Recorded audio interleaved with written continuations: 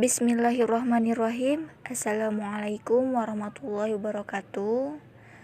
Sebelumnya, perkenalkan nama saya Sarah Nur Aden, mahasiswi program studi Psikologi Universitas Muhammadiyah Bandung dengan NIM 200207254. Baik, di sini saya akan memaparkan materi mengenai pribadi sehat menurut Islam sebagai syarat untuk memenuhi tugas UAS dalam matkul Al-Quran dan ilmu jiwa. Pertama-tama kita panjatkan puja-puji serta syukur atas kehadirat Allah yang dimana senantiasa selalu melindungi kita dari mara bahaya. Dan alhamdulillah semoga tetap ada dalam karunia-Nya. Amin ya robbal alamin. Tak lupa kepada Nabi Muhammad, para sahabatnya, tabi'in dan tabiatnya selaku menjadi rasul terakhir, nabi terakhir bagi umat Islam.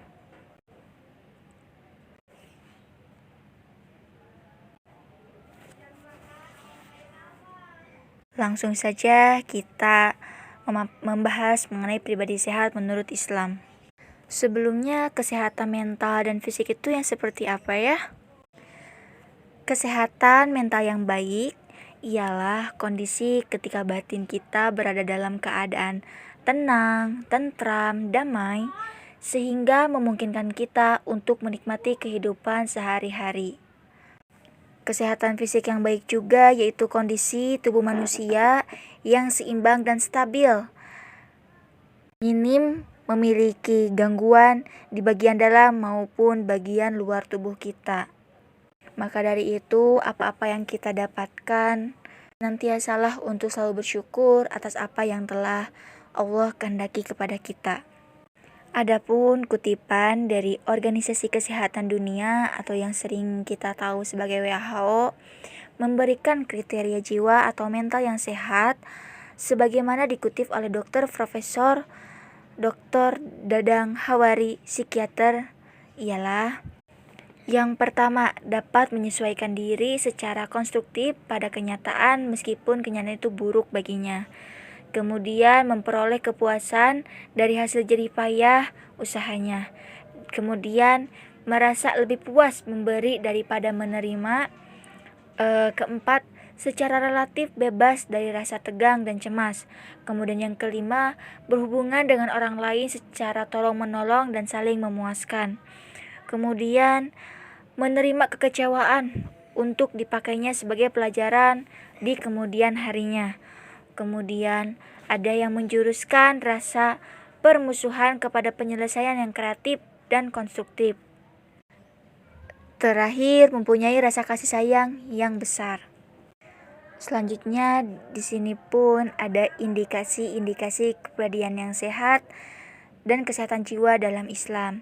Yang pertama ada dari sisi spiritualitas.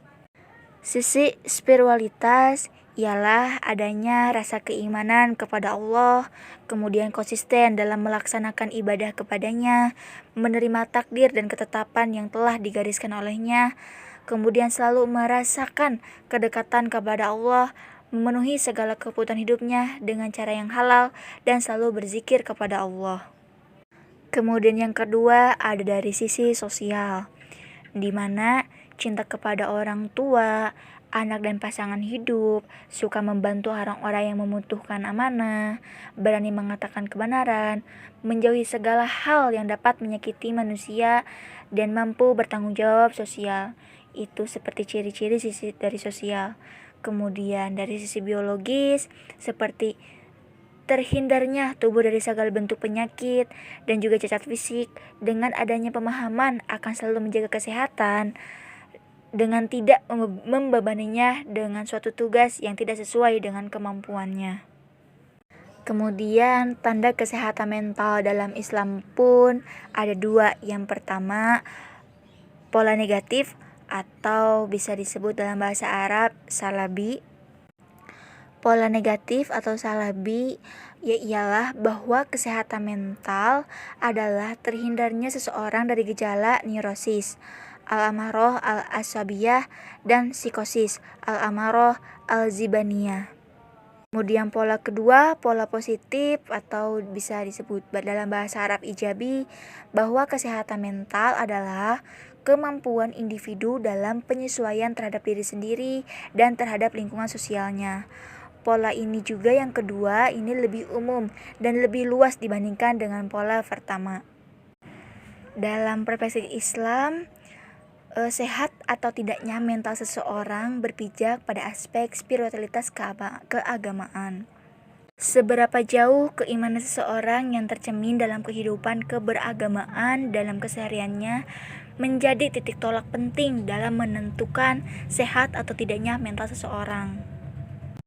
Dalam perspektif Islam sendiri, gangguan dan tidak sakit mental tidak hanya diukur dengan ukuran humanistik saja, sebagaimana diikuti oleh semua aliran psikolog kontemporer.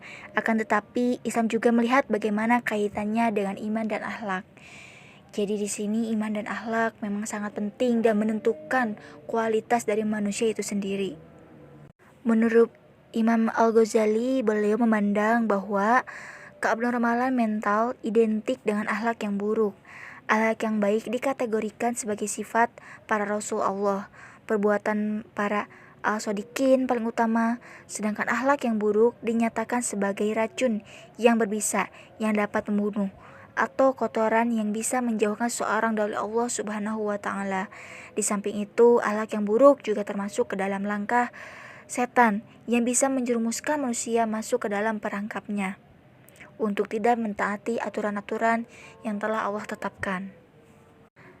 Sebagaimana gangguan mental dalam Islam berkaitan dengan penyimpangan sikap batin.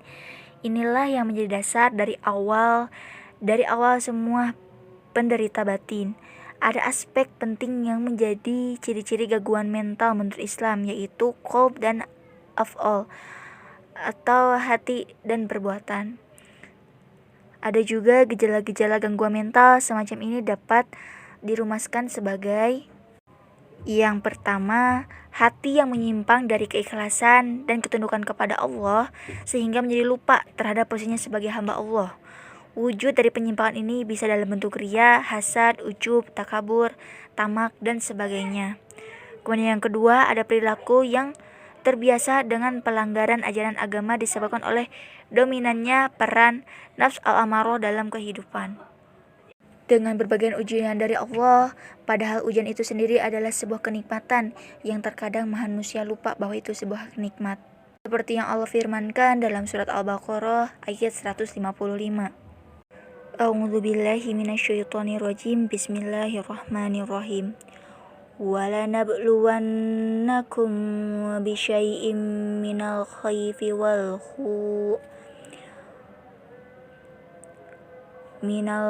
وَالْجُوعِ وَنَقْصٍ مِّنَ الْأَمْوَالِ وَالْأَنفُسِ وَالثَّمَرَاتِ وَبَشِّرِ الصَّابِرِينَ.